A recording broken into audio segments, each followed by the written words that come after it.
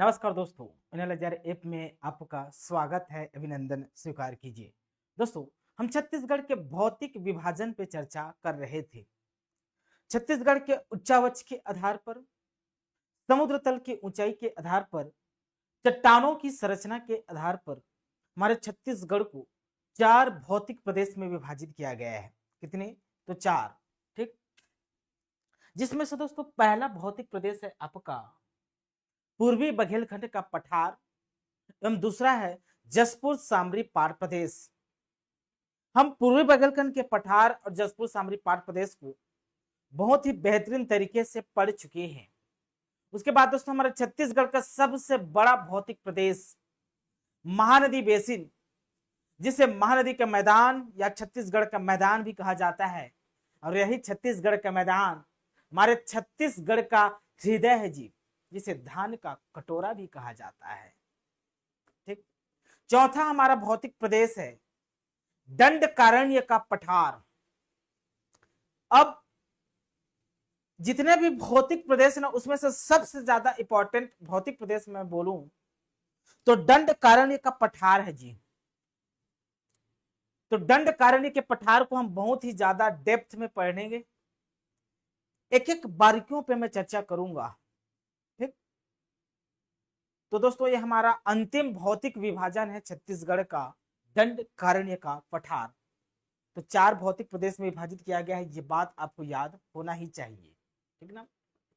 तो इसी कड़ी में हम प्रारंभ करते हैं क्या? दंडकारण्य का पठार।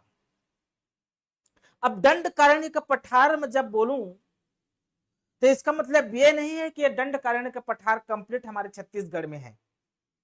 भाई पठार है ये, तो इसका कहीं ना कहीं इसका क्या होगा? विस्तार होगा। ये उच्चावच है, तो उच्चावच एक ही जगह नहीं रहता, इसके कुछ विस्तार होते हैं, अलग अलग राज्यों में भी फैला होगा।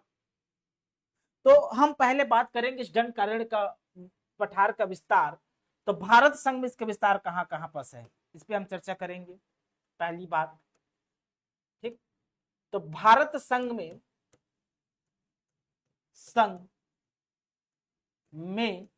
विस्तार किन किन राज्यों में है? विस्तार, ठीक ठीक, तो भारत संघ दोस्तों इस दंडकारण्य के पठार का विस्तार चार राज्यों में है। पहला, एक तो हमारे छत्तीसगढ़ में इसका विस्तार देखने को मिलेगा। कहां? तो छत्तीसगढ़ में है, छत्तीसगढ़ में इसका विस्तार देखने को मिलेगा। दूसरा, छत्तीसगढ़ के दक्षिण में दो राज्य है, एक तेलंगाना, तेलंगाना, ठीक, तीसरा आंध्र प्रदेश, आंध्र प्रदेश, और चौथा आपका उड़ीसा। ये चार राज्यों में दंडकारण्य के पठार का दोस्तों विस्तार देखने को मिलेगा। क्या विस्तार? चार राज्य में। अगर राज्य में पूछे तो ना, अभी मैं छत्तीसगढ़ पे नहीं आया हूं, अभी मैं राज्य में बता रहा हूं कि चार राज्य में इसका विस्तार है। महाराष्ट्र को आपको ऑप्शन में रखना है, ऑप्शनल है आपका महाराष्ट्र। बेशक महाराष्ट्र में विस्तार है, लेकिन आंसर कभी कभी नहीं लिया जाता है महाराष्ट्र को। यदि महाराष्ट्र को अब ज्यादा प्रेफरेंस नहीं देना है आपको, लेकिन ये कंफर्म है कि दंडकारण्य के पठार का विस्तार छत्तीसगढ़ में है, तेलंगाना में है, आंध्र प्रदेश में, उड़ीसा में है। थोड़ा सा महाराष्ट्र में भी है, लेकिन आंसर नहीं लिया जाता है। यदि इस पांच, अभी ऑप्शन के अकॉर्डिंग, ऑप्शन में डिपेंड करता है कि महाराष्ट्र को लिया जाए कि नहीं लिया जाए। ऑप्शन के अकॉर्डिंग इसको आंसर लिया जा सकता है, अदरवाइज नहीं भी लिया जा सकता है। इसको आपको ना के बराबर इसको प्रेफरेंस माइंड में रखना है कि महाराष्ट्र छोटा सा ऐसा करके, ठीक ना? लेकिन ये ऊपर के जो चार राज्य है, ये 100% यहाँ विस्तार देखने को मिलेगा दंडकारण्य के पठार का। चलिए समझते हैं मैप के माध्यम से। देखिए, ये है हमारा भारत संघ, भारत संघ है ना जी। ये है मेरा प्यारा सीजी छत्तीसगढ़, ये है जी तेलंगाना, ठीक, और ये है आंध्र प्रदेश, दिखाई दे रहे हैं, और ये है आपका उड़ीसा। ये क्या है? आपका उड़ीसा है। ठीक, ठीक ना? अब इसका विस्तार देखिए आप, यहां से पूरा बस्तर संभाग को लेगा, इधर थोड़ा सा महाराष्ट्र को स्पर्श करता है, आंध्र प्रदेश तेलंगाना को स्पर्श करेगा, फिर ऐसे दोस्तों ये उड़ीसा को भी स्पर्श करता है। ये वाला जो रीजन निकल कर आएगा, यही वाला रीजन निकल कर क्या आ जाएगा जी, आपका दंडकारण्य का पठार निकल के आ जाएगा। जी यही वाला जो क्षेत्र है आपका दंडकारण्य। तो चार राज्यों में इसके विस्तार है, एक तेलंगाना, आंध्र प्रदेश, उड़ीसा और छत्तीसगढ़। महाराष्ट्र में भी थोड़ा सा विस्तार है, थोड़ा सा, लेकिन महाराष्ट्र को दोस्तों ऑप्शन के अकॉर्डिंग आपको आंसर लेना है, लेकिन चार राज्य कंफर्म। ठीक, यही आपका क्या है जी, दंडकारण्य का पठार है।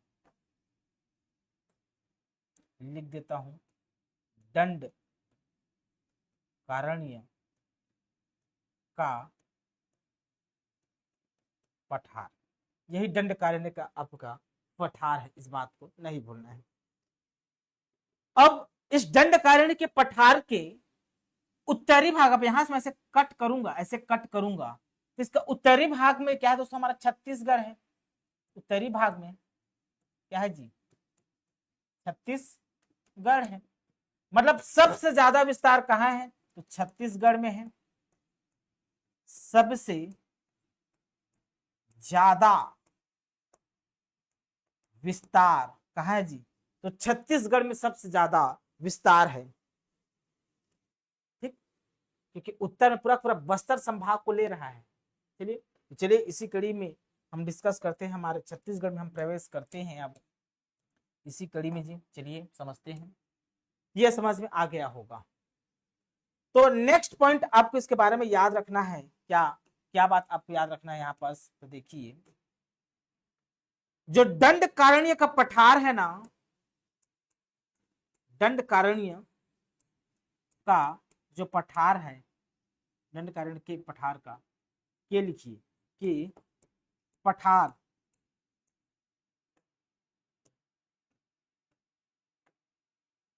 का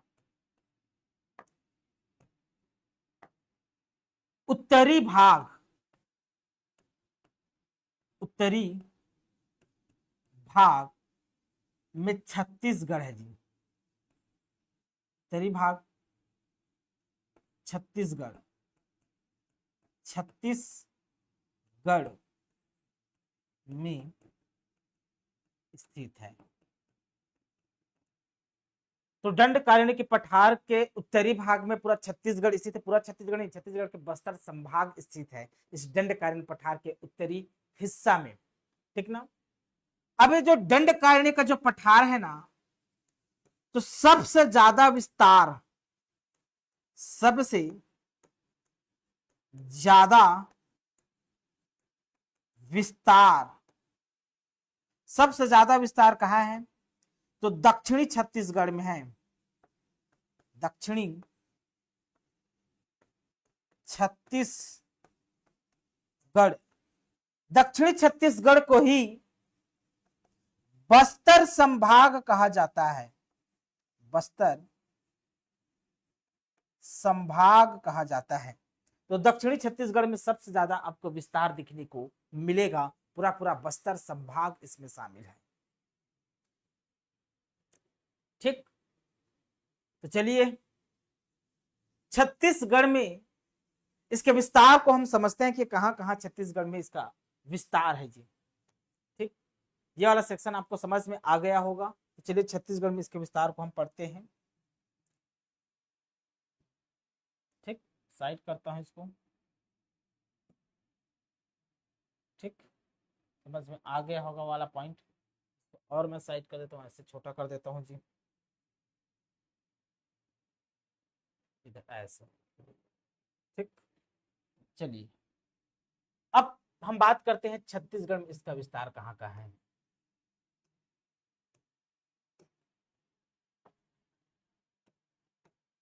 छत्तीसगढ़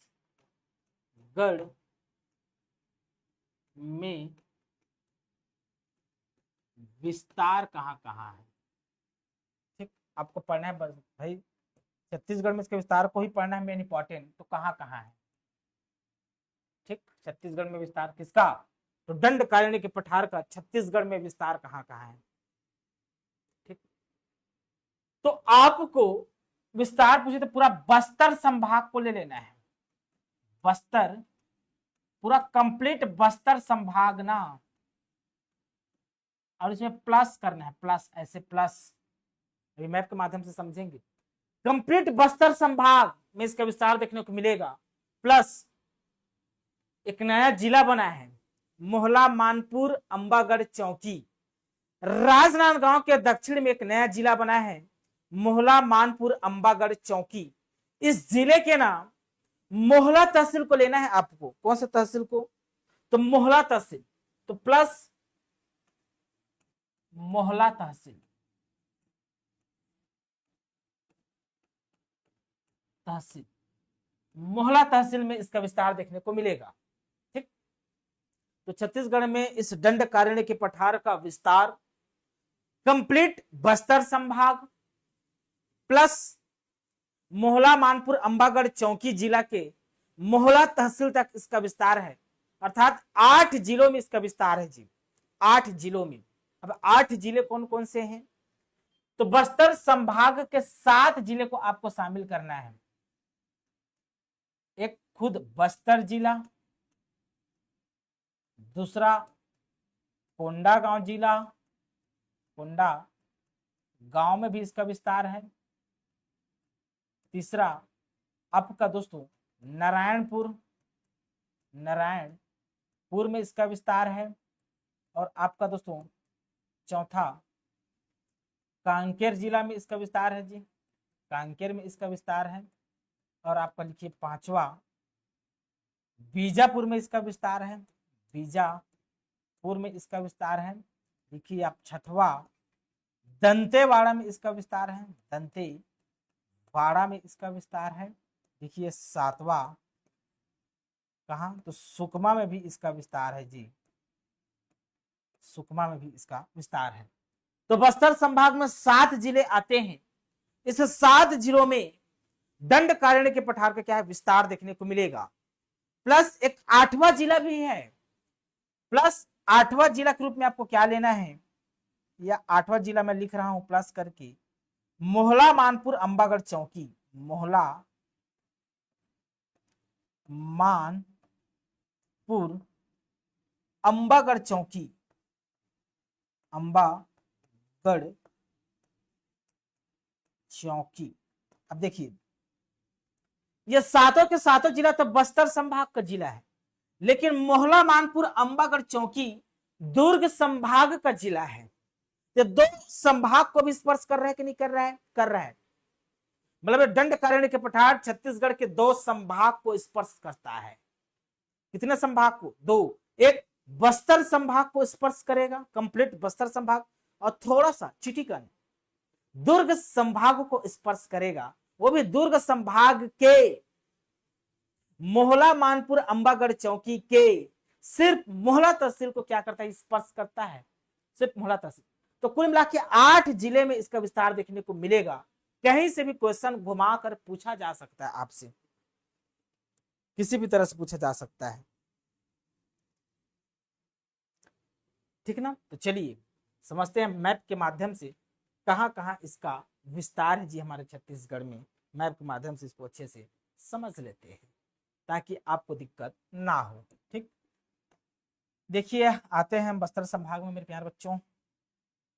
तो क्रॉप कर देता हूं, क्रॉप करूंगा तो थोड़ा सा कट करना पड़ेगा ऐसे, और ऊपर से मैं पूरा खींच के ले आऊंगा ऐसे। अब ये पूरा कांकेर, हाँ अब ये सही शॉट है, यही आपका बस्तर संभाग निकल कर आ गया।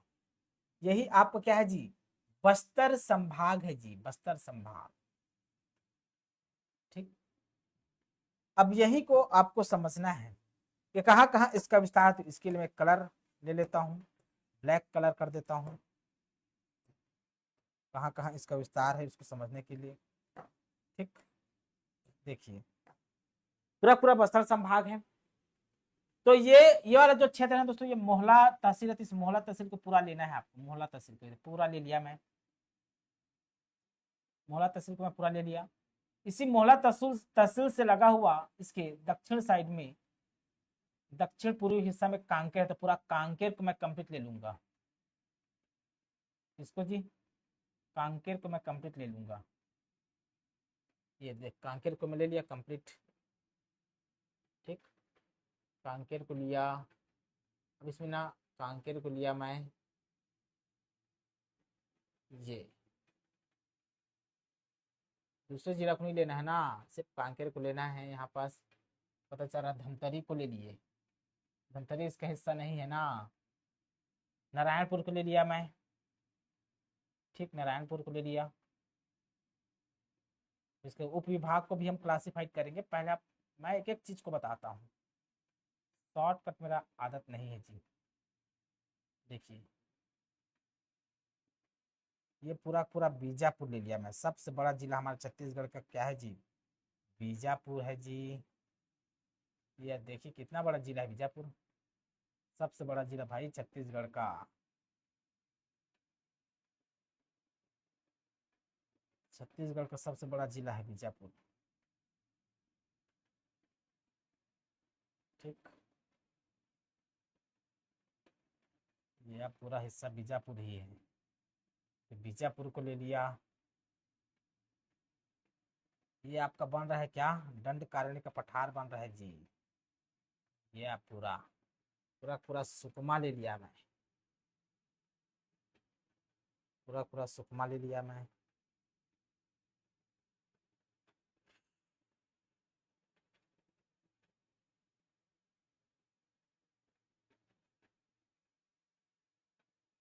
कोंडा गांव को ले लिया मैं। गरियाबंद को नहीं लेना है ना, गरियाबंद भी दिख रहा है बगल में खोपचे में, उसको नहीं लेना है। बस्तर को ले लिया, बस्तर को नहीं भूलना है, ये हिस्सा।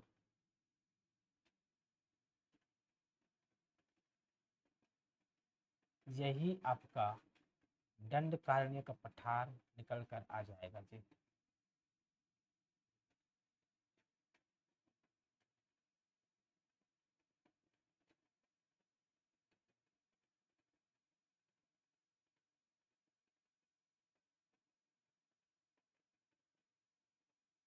देखिए, यही जो मैं हिस्सा ब्लैक किया हूं, यही जो ब्लैक वाला हिस्सा है जी, यही मेरे प्यारे बच्चों दंडकारण्य का पठार है। इस बात को नहीं भूलना है। लिख देता हूं यहाँ पर, दंड कारण्य का पठार, यही छत्तीसगढ़ में दोस्तों दंडकारण्य का पठार है। यहां तक आपको समझ में आना चाहिए। ठीक, अभी जो दंडकारण्य का पठार है ना, ये हमारे छत्तीसगढ़ के 8 जिलों में इसका विस्तार है। तो भाई इसका कोई क्षेत्रफल होगा, ठीक ना, इसका कोई क्षेत्रफल होगा ना, तभी तो इसका विस्तार है। चलिए इसके हम क्षेत्रफल को समझते हैं, कितना इसका क्षेत्रफल है। पूरे के पूरे दंडकारण्य पठार का हमारे छत्तीसगढ़ में ना, पता चला आप उड़ीसा का भी मिला के बता दिए क्षेत्रफल। सिर्फ हमारे छत्तीसगढ़ में इसका क्षेत्रफल को बताना है कितना है। ठीक, केवल छत्तीसगढ़ में। तो हमारे छत्तीसगढ़ में दोस्तों 39,060 वर्ग किलोमीटर इसका विस्तार है। कितना? 39,060 वर्ग किलोमीटर। 39,060 वर्ग किलोमीटर हमारे छत्तीसगढ़ में इसका विस्तार है। हमारे छत्तीसगढ़ का जो क्षेत्रफल दोस्तों 1,35,191 वर्ग किलोमीटर है। इस 1,35,191 वर्ग किलोमीटर में 39,060 वर्ग किलोमीटर स्थान यह बस्तर संभाग रखता है। 39,060 वर्ग किलोमीटर का स्थान यह बस्तर संभाग रखता है। ठीक, अर्थात मैं इस 1,35,191 वर्ग किलोमीटर को कंप्लीट मैं 100% मानूं, 100% मानूं, मतलब हमारे छत्तीसगढ़ अपने आप में एक 100% है ना। कितना परसेंट? 100% है। तो इस 100% जमीन की 28.91% में 28.91% में दंडकारण्य का पठार का विस्तार है जी। दंडकारण्य का पठार विस्तृत है। तो आपसे प्रश्न पूछेगा, चलिए क्षेत्रफल में तो बता दिए, प्रतिशत में बताओ तब माने। प्रतिशत में विस्तार बताइए इसका। तो दोस्तों आंसर होगा 28.91%। ये इंपॉर्टेंट है, ठीक। किसी भी प्रकार का यहां पर दुख और तकलीफ नहीं होना चाहिए, ठीक। ठीक है जी, तकलीफ नहीं होना चाहिए। अब इसका आपको ढाल पूछेगा, चलिए स्लोप बताइए। ढाल, सब चीज तो बता रहे हैं आप, ढाल को बताओ ना तब माने ढाल को। चलिए ढाल बता देता हूं मैं, स्लोप। और जब भी हम इतने क्लास पढ़ चुके हैं, जब भी हम ढाल को बताते हैं तो नदी की प्रवाह दिशा के आधार पर बताते हैं, नदी की प्रवाह दिशा। अब दोस्तों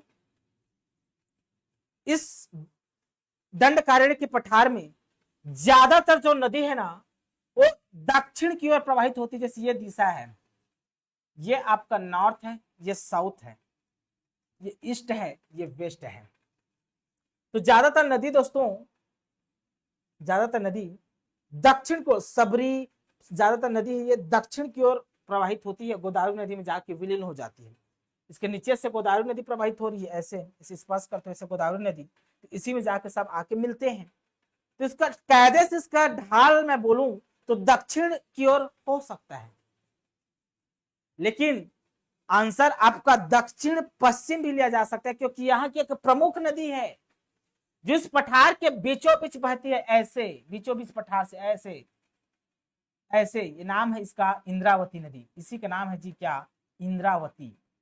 इंद्रावती नदी, इंद्रावती नदी इस दंडकारण्य के पठार के बीचों बीच बहती है, पूर्व से पश्चिम की ओर बहती है, पूर्व से पश्चिम की ओर बहती, इस बात को नहीं भूलना है।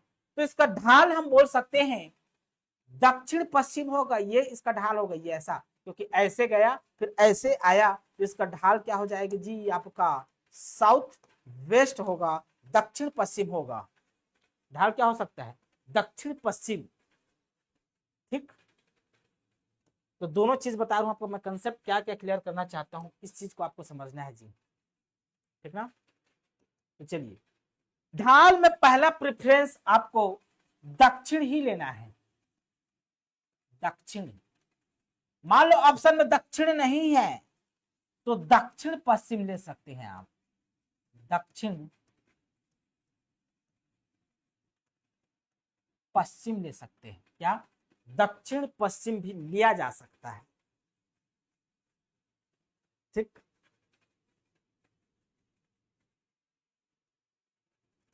ठीक सी, कोई दिक्कत इसमें, इसी प्रकार का दुख तकलीफ नहीं है ना। अब इस भौतिक प्रदेश में कौन सा अपवाह तंत्र है, कौन सा ड्रेनेज सिस्टम है जी। तो आपसे पूछेगा, चलिए बताइए ये दंडकारण्य के पठार में कौन सा अपवाह तंत्र है, कौन सा अपवाह तंत्र विकसित हुआ है। तो अपवाह तंत्र विकसित हुआ है, तो कौन से अपवाह तंत्र इस दंडकारण्य के पठार में विकसित हुआ है। तो नाम है दोस्तों गोदावरी नदी अपवाह तंत्र। क्या, गोदावरी नदी अपवाह तंत्र, गोदावरी नदी अपवाह तंत्र, अपवाह तंत्र, ठीक, पहला। दूसरा बात, इसका संबंध में, नदी के संबंध में एक बात याद रखना है आपको, गोदावरी सबरी नदियों का जल ग्रहण क्षेत्र, देखिए गोदावरी सबरी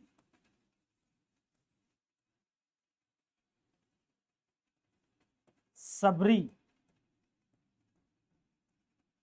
नदियों का जल ग्रहण क्षेत्र, ग्रहण क्षेत्र है, आपसे प्रश्न पूछेगा, चलिए बताइए, जो गोदावरी नदी है, सबरी नदी है, इसका जल ग्रहण क्षेत्र कहां स्थित है? तो दंडकारण्य के पठार में इसका जल ग्रहण क्षेत्र स्थित है जी। ठीक।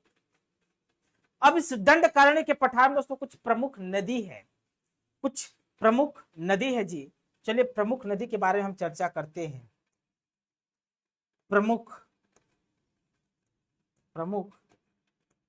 नदी है, वैसे हम नदी के चैप्टर में पढ़ेंगे तो और क्लियर हो जाएगा, लेकिन आपको जानकारी तो होना चाहिए ना, तब जाके आगे इस चैप्टर से आप लिंक कर सकते हैं।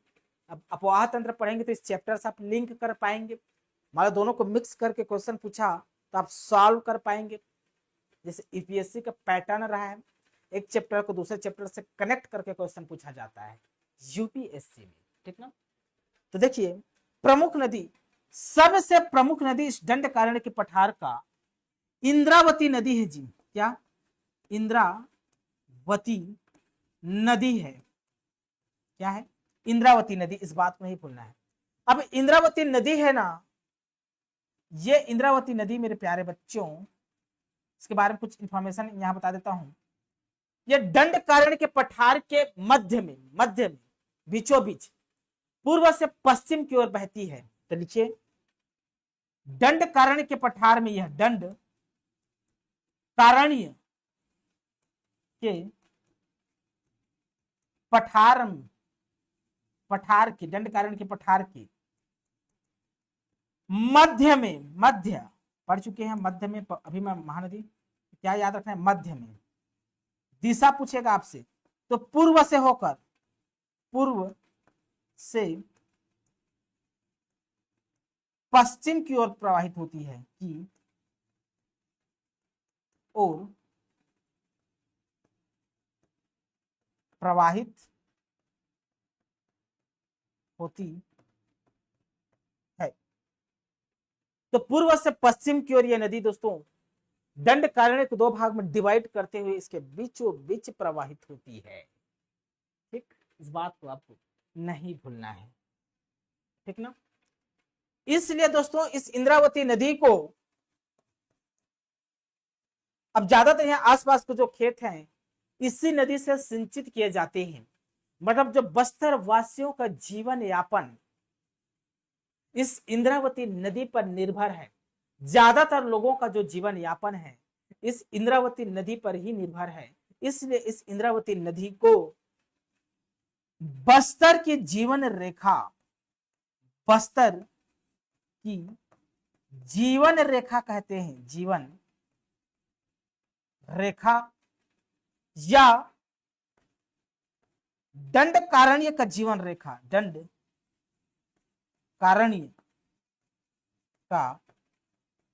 दंडकारण्य की जीवन रेखा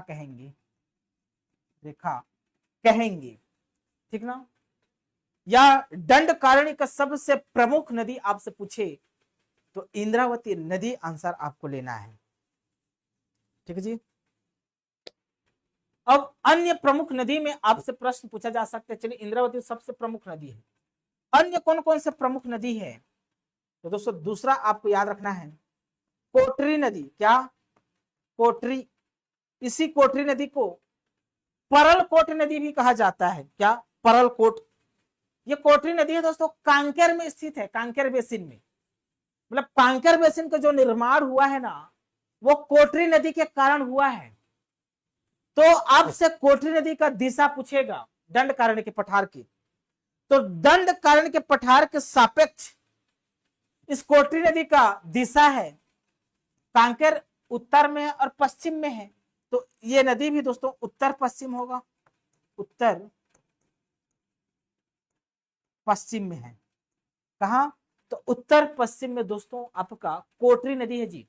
ये दूसरी सबसे लंबी नदी है, दंडकारण्य के पठार का दूसरी सबसे लंबी नदी कोटरी नदी। ठीक, कोई दिक्कत इसमें? और आपको पूछेगा कौन कौन से प्रमुख नदी है, तो सबरी नदी को नहीं भूलना जीवन में।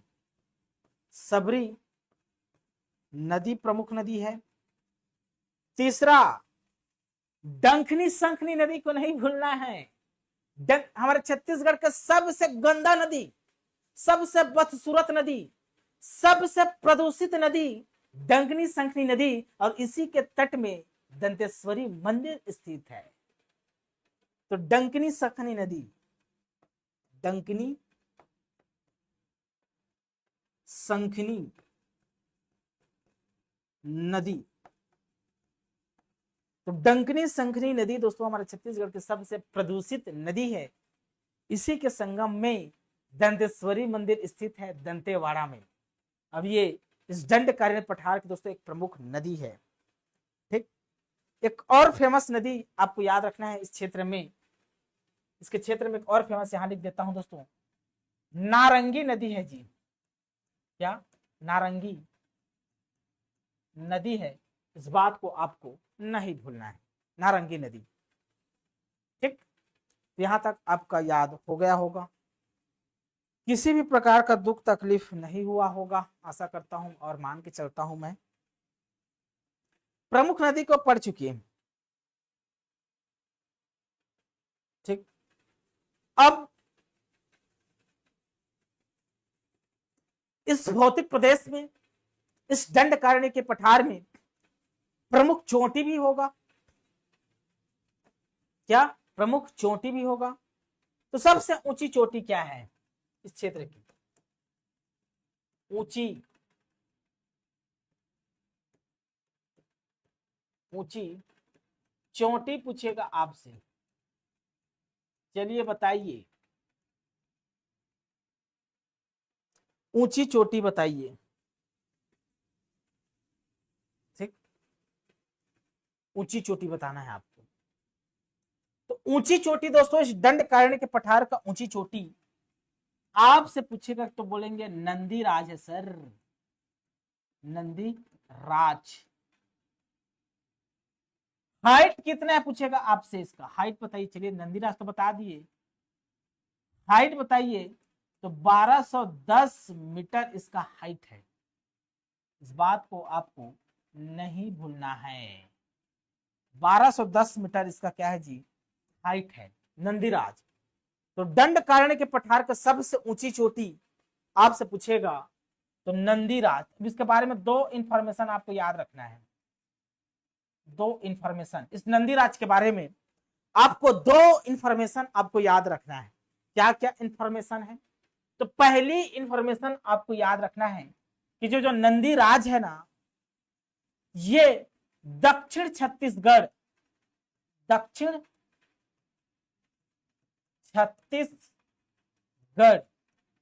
या तो आपसे दक्षिण छत्तीसगढ़ पूछे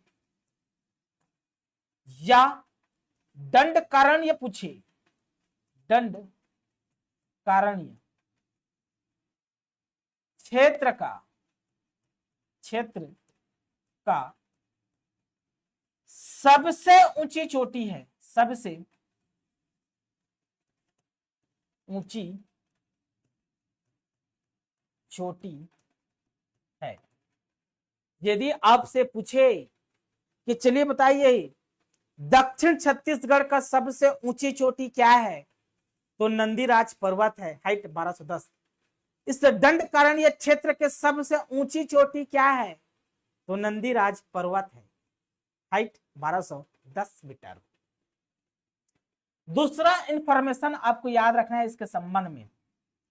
अब आपको पता है पूरे कंप्लीट छत्तीसगढ़ का, संपूर्ण छत्तीसगढ़ का सबसे ऊंची चोटी हम पढ़ चुके हैं, गौरलाटा है, जसपुर सामरी पाट प्रदेश में, सामरी में, लहसुन पाट में गौरलाटा 1225 मीटर हाइट, सबसे ऊंचा। लेकिन आपसे पूछे छत्तीसगढ़ के कंप्लीट छत्तीसगढ़ ना, छत्तीसगढ़ के दूसरी सबसे ऊंची चोटी ना, दूसरी सबसे ऊंची चोटी क्या है दोस्तों, तो नंदीराज है, नंदीराज है। सबसे ऊंची चोटी छत्तीसगढ़ का गौरलाटा, दूसरी सबसे ऊंची चोटी नंदीराज। ये दूसरी सबसे ऊंची चोटी को आपको नहीं भूलना है, ये इंफॉर्मेशन आपके पास होना चाहिए। किसी प्रकार का दुख तकलीफ हो तो बताइए, नहीं है।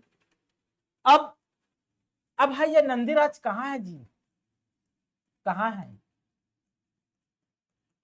ठीक, तो दंतेवाड़ा में है, दंतेवाड़ा। दंतेवाड़ा के दोस्तों पढ़ेंगे हम, बैलाडीला की पहाड़ी पढ़ेंगे, उस बैलाडीला की पहाड़ी में ये नंदीराज चोटी विद्यमान है। ठीक, तो ऊंची चोटी के बारे में इतना इंफॉर्मेशन आपको पता होना चाहिए। अब इस क्षेत्र में कौन कौन से शैल समूह विकसित हुआ है, मतलब जो संरचना है चट्टानों के परिप्रेक्ष्य में, तो कौन कौन से चट्टान पाए जाते हैं, तो शैल समूह के बारे में चर्चा करेंगे। शैल समूह, कौन कौन से शैल समूह है, तो सबसे ज्यादा शैल समूह तो आपका दोस्तों आर्कियन शैल समूह है जी। आर्कियन, आर्कियन चट्टान यहां पाए जाते हैं। और दूसरा दोस्तों आपका धारवाड़, धारवाड़ शैल समूह पाए जाते हैं। तो आर्कियन शब्द को याद रखना है और धारवाड़ को आपको याद रखना है। ठीक, अब जो ये क्षेत्र है ना दोस्तों, ये क्षेत्र कौन सा क्षेत्र जी, मतलब दंडकारण्य के पठार में आर्कियन शैल समूह और धारवाड़ क्रम के चट्टान पाए जाते हैं। तो इस क्षेत्र में ग्रेनाइट और निस के चट्टान समृद्ध है। क्या क्या? ग्रेनाइट, क्योंकि आर्कियन युगीय शैल समूह है, शैल चट्टान है, तो इसमें ग्रेनाइट लिखिए, ग्रेनाइट और निस चट्टान, निस चट्टानों से समृद्ध है। निस चट्टानों से क्या है दोस्तों, यह क्षेत्र समृद्ध है। अब समृद्ध होने के कारण यहाँ प्रमुख प्रमुख खनिज पाए जाते हैं। भाई ग्रेनाइट और निस चट्टान अभी धारवाड़ से समृद्ध है क्षेत्र, तो प्रमुख खनिज क्या क्या पाए जाएंगे, प्रमुख खनिज, प्रमुख खनिज क्या क्या पाए जाएंगे, तो लौह अयस्क पाए जाएंगे। क्या? लौह अयस्क। सबसे प्रमुख इस क्षेत्र का खनिज पूछेगा दोस्तों तो आपको आंसर लेना है लौह अयस्क, मतलब दंडकारण्य के पठार का सबसे प्रमुख खनिज पूछे तो लौह अयस्क को आपको आंसर लेना है। इसके अलावा इस क्षेत्र में टीन भी पाए जाते हैं, एकमात्र जगह टीन, कोरंडम पाए जाते हैं। क्या? कोरंडम, तो टीन पाए जाते हैं, कोरंडम इस क्षेत्र में पाए जाते हैं, इस बात को नहीं भूलना है। डायमंड पाए जाते हैं, हीरा, हीरा बेटा, हीरा बेटा, ठीक ना, तो हीरा पाए जाते हैं। इसके अलावा इस क्षेत्र में अभ्रक भी पाए जाते हैं घाटियों में, दरभा घाटी, झीरम घाटी, इन घाटियों में अभ्रक पाए जाते हैं। क्या? अभ्रक पाए जाते हैं। ठीक, अब ये खनिज संपदा से दोस्तों परिपूर्ण है, संपन्न है। कौन सा? अब ये दंडकारण्य का पठार मतलब बस्तर संभाग खनिजों की दृष्टि से महत्वपूर्ण है, क्योंकि लौह अयस्क बहुमूल्य धातु, हीरा पाए जाते हैं, टीन पाए जाते हैं, कोरंडम पाए जाते हैं, कहीं कहीं चूना पत्थर भी पाए जाते हैं, बॉक्साइट भी पाए जाते हैं। इसलिए दोस्तों इस क्षेत्र को याद रखना है, इस क्षेत्र को खनिजों की भूमि कहा जाता है। क्या? खनिजों की भूमि, खनिजों की भूमि कहते हैं इस क्षेत्र को। क्या? खनिजों की भूमि कहते हैं। इस बात को आपको जीवन में कभी नहीं भूलना है। खनिजों की भूमि तो बस्तर संभाग या दंडकारण्य का दोस्तों क्षेत्र आपकी खनिजों की भूमि है।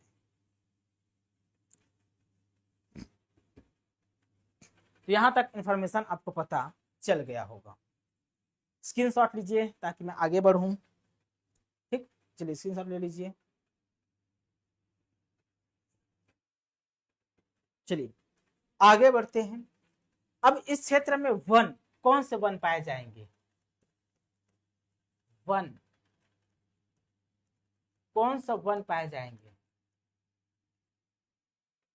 ठीक, तो इस दंडकारण्य के पठार में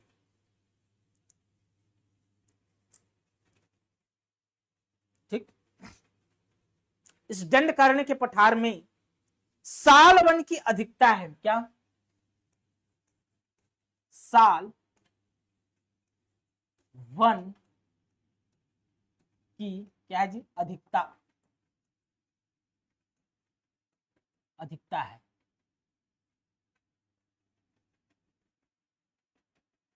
इस दंडकारण्य के पठार में साल वनों की क्या है दोस्तों? अधिकता है।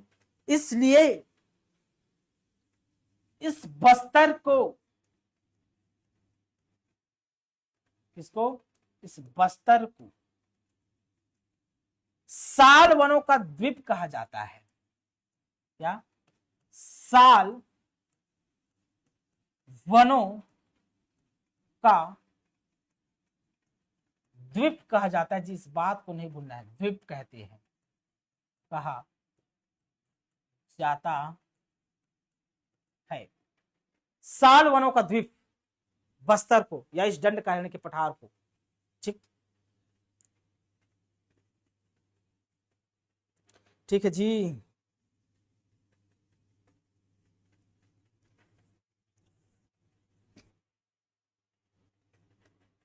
ठीक, अब कुछ चीजों को और समझना है।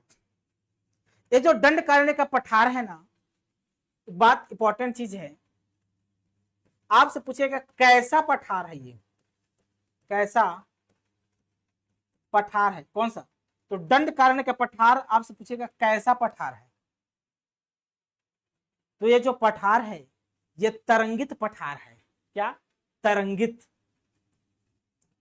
तरंगित, तरंगित पठार है। इस बात को नहीं भूलना है, तरंगित पठार है जी। ये तरंग की भांति इसका स्ट्रक्चर देखने को मिलेगा। इसको लेंस फॉर्म है ना, इसका लेंस फॉर्म तरंग के भाव वेव लेंथ रूप में है, इसलिए इसको तरंगित पठार भी कहा जाता है। क्या? तरंगित पठार कहा जाता है। अब दोस्तों इस क्षेत्र में ना इंपॉर्टेंट चीज बता रहा हूं। इसी क्षेत्र में दंडकारण्य वाले क्षेत्र में, इस बस्तर रीजन में सन 1971 में, सन 1971 में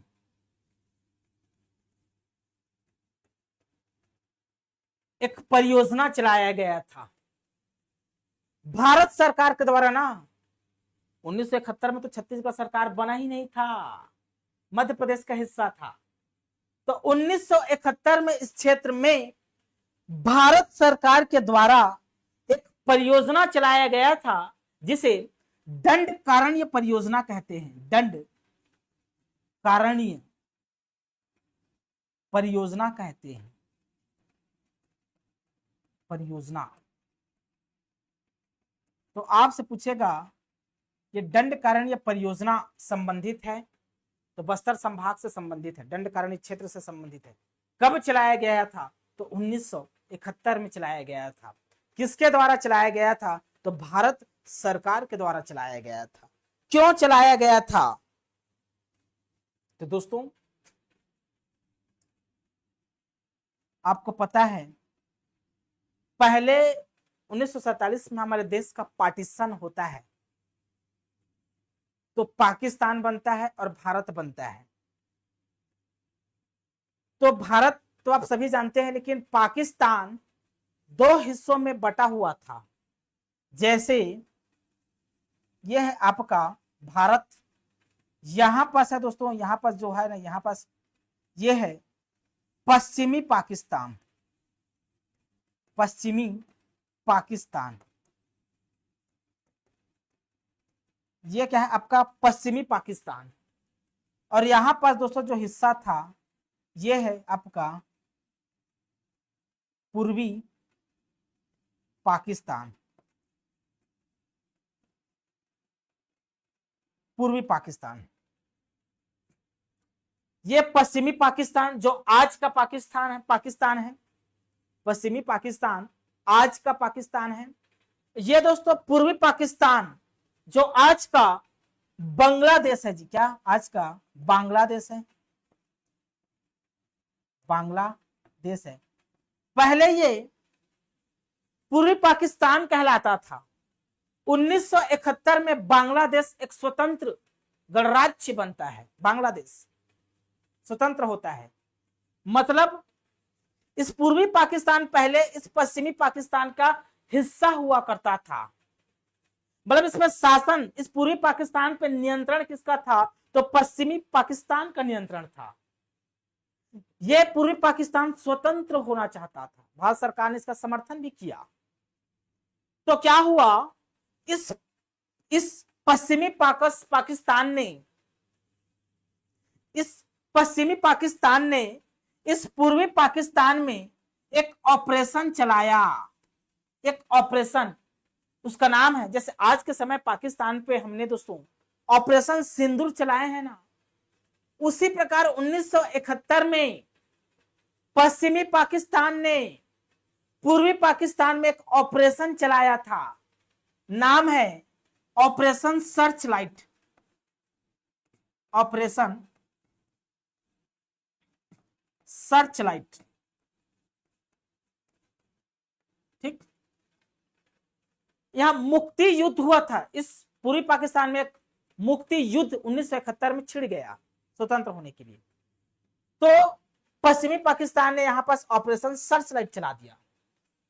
तो ये पूर्वी पाकिस्तान जो आज का दोस्तों बांग्लादेश है, इस बांग्लादेश से ना जो नागरिक होंगे ना वो भगेंगे यहां से, ऑपरेशन सर्च लाइट होगा तो यहाँ के जो नागरिक है वो भाग के, क्योंकि इसके करीब में भारत है तो भाग के भारत आएंगे, तो आसपास इलाकों में बसेंगे, असम में बसेंगे, है ना, बिहार में बसेंगे, उधर मणिपुर में बसेंगे, ऐसे।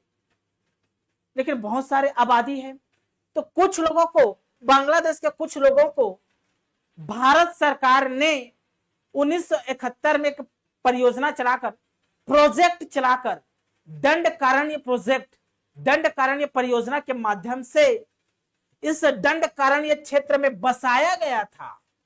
तो दंडकारण्य परियोजना में दोस्तों इसका मतलब क्या होता है, मतलब क्या होता है इसका, ठीक, तो लिखिए बांग्लादेश, बांग्लादेश के जो विस्थापित निवासियों को या विस्थापितों को बोल सकते हैं, वहां से जो भागने वाले हैं, या शरणार्थी भी बोल सकते हैं। तो विस्थापितों को लिख देता हूं मैं, विस्थापितों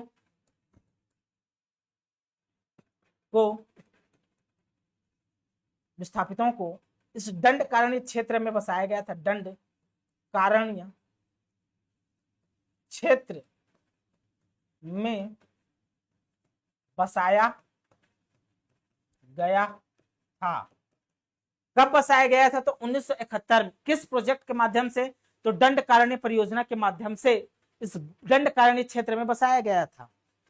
अब आप पूछेंगे सर दंडकारण्य क्षेत्र में तो 7 जिला आते हैं बस्तर संभाग में, तो कौन से जिला में बसाया गया था। जैसे हम जसपुर सामरी पार्ट प्रदेश पढ़ रहे थे, तो तिब्बती को मैन पार्ट में बसाया गया था 1962 में। स्पष्ट रूप से नाम है कि मैन पार्ट में, जसपुर सामरी पार्ट प्रदेश में बसाया गया था, लेकिन उसमें से मैन पार्ट में बसाया गया था। तो आपने लिख दिया कि बेशक दंडकारण्य क्षेत्र में इन पूर्वी पाकिस्तान से विस्थापित हुए या बांग्लादेश से विस्थापित हुए निवासियों को हमारे भारत में, भारत के में दोस्तों छत्तीसगढ़ में स्पेशली दंडकारण्य क्षेत्र में दंडकारण्य प्रोजेक्ट के माध्यम से बसाया गया था, तो कौन सा जिला में बसाया गया था? तो आंसर होगा कांकेर को याद रखना है। कांकेर में दोस्तों एक जगह पड़ता है, नाम है पखांजूर। क्या? पखांजूर। तो इसी पखांजूर में बसाया गया था, इस बात को नहीं भूलना है। कहां बसाया गया था? तो पखांजूर में बसाया गया था। इतना क्लियर हो जाना चाहिए, किसी भी प्रकार के इसमें दुख और तकलीफ नहीं होना चाहिए, ठीक ना। तो पखांजूर में ही बसाया गया था, कांकेर क्षेत्र की। प्रोजेक्ट का नाम क्या है, कारण क्या है, सारा चीज मैं एकदम डेप्थ में पढ़ा दिया। किसी प्रकार का दुख तकलीफ होगा तो कमेंट कर देना, ठीक ना। ठीक, चलिए स्क्रीनशॉट लीजिए। अब देखिए कुछ चीजों को और पढ़ते हैं। अब ये दंडकारण्य का क्षेत्र है ना, इसके चारों तरफ कुछ भौतिक प्रदेश होंगे, उप विभाग होंगे इसके चारों तरफ। किसी न किसी भौतिक विभाग के बीच में दंडकारण्य स्थित है, तो उन दिशा को भी हम पढ़ लेते हैं। उसके बाद इसके एक एक उप विभाग को भी मैं क्लासिफाइड करूंगा, सब डिवीजन को भी मैं क्लासिफाइड करूंगा। पहले इसके चारों तरफ कौन कौन सी चीजें हैं, झोलटू के झोला में का चीज, लौंग सुपारी और धतूरा के बीज, इसके चारों तरफ क्या क्या चीज है उसको हम पढ़ लेते हैं। तो सेंटर में लिखिए दंडकारण्य का पठार। अब ये जो दंडकारण्य का पठार है मेरे प्यारे दोस्तों, ये दंडकारण्य का पठार है, बीच में पढ़ चुके हैं, मैप के माध्यम से देख भी चुके हैं, ठीक, समझ चुके हैं इतना। अब इस दंडकारण्य के पठार में उत्तर में कौन सा भौतिक प्रदेश स्थित है पूछेगा, उत्तर में। ये आपका उत्तर है, तो उत्तर में आपको दोस्तों लेना है क्या, महानदी बेसिन स्थित है। महानदी बेसिन स्थित है भाई। महानदी बेसिन के दक्षिण में ही तो दंडकारण्य का पठार है जी, या इसी को महानदी का मैदान भी बोलते हैं, या इसी को हम छत्तीसगढ़ का मैदान भी बोलते हैं। किसी भी तरह से घुमा के प्रश्न पूछा जा सकता है, ठीक ना। तो इस दंडकारण्य के पठार के उत्तर दिशा में महानदी का बेसिन है, या इसी को महानदी का मैदान। तो महानदी के मैदान का कौन सा हिस्सा इस दंडकारण्य के पठार को स्पर्श करता है? तो दोस्तों शिवनाथ महानदी का दोआब क्षेत्र इस दंडकारण्य पठार को स्पर्श करेगा, और शिवनाथ पार का संकरा मैदान, शिवनाथ पार का मैदान इस दंडकारण्य के पठार को स्पर्श करेगा। दक्षिणी उच्च भूमि, कल क्लास में हम पढ़े थे ना कि भाई महानदी बेसिन का जो दक्षिणी उच्च भूमि है, वो दक्षिणी उच्च भूमि इस दंडकारण्य के पठार को स्पर्श करेगा।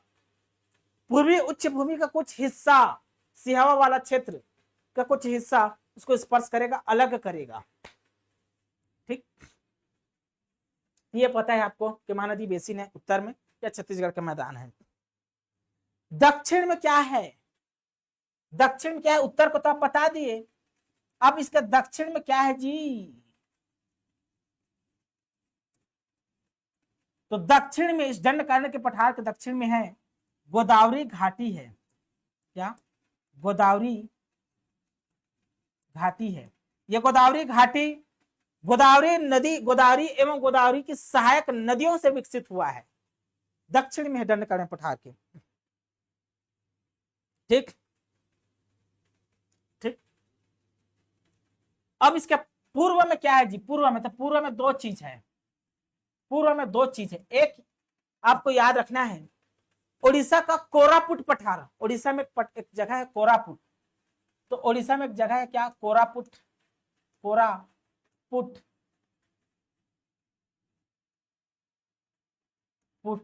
कोरापुट का पठार। तो इस दंडकारण्य के पठार के पूर्व में कोरापुट का पठार है, और एक है दोस्तों सबरी नदी घाटी, सबरी नदी घाटी। तो सबरी नदी घाटी दंडकारण्य के पठार के पूर्वी भाग है जी, पूर्वी भाग। ठीक,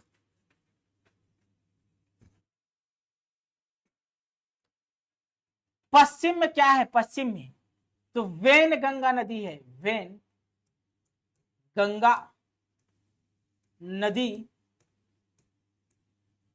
घाटी है जी, वेन गंगा नदी घाटी है। क्या, वेन गंगा नदी घाटी है। तो इतना इंफॉर्मेशन आपको दंडकारण्य के पठार के बारे में होना चाहिए, बेसिक नॉलेज है ये जी, ठीक ना, इतना नॉलेज तो आपको होना चाहिए किसी भी तरह से। ठीक, कोई दुख तकलीफ इसमें नहीं होना चाहिए। अब देखिए, अब जो दंडकारण्य का जो पठार है, क्या, दंड कारण्य का पठार है। अब सब जगह, अब इसका विस्तार पूरा का पूरा बस्तर संभाग में है, पूरा पूरा किसका विस्तार पूरा बस्तर संभाग और मोहला तहसील में है। तो क्या सभी जगह बनावट एक समान होगी, संरचना एक समान होगी, सभी जगह समान स्थलाकृति होगी? क्या भूवैज्ञानिक जो संरचना है सभी जगह समान होगी? क्या नहीं होगी, सभी जगह समान नहीं होगी, सभी जगह समान नहीं होगी, होगी क्या, नहीं होगी। तो सब जगह के दोस्तों इतना बड़ा ये दंडकारण्य का पठार है, तो सभी जगह इसकी चट्टान की संरचना, भूवैज्ञानिक संरचना, उच्चावच सब जगह अलग अलग होगा ना, अलग अलग होगा।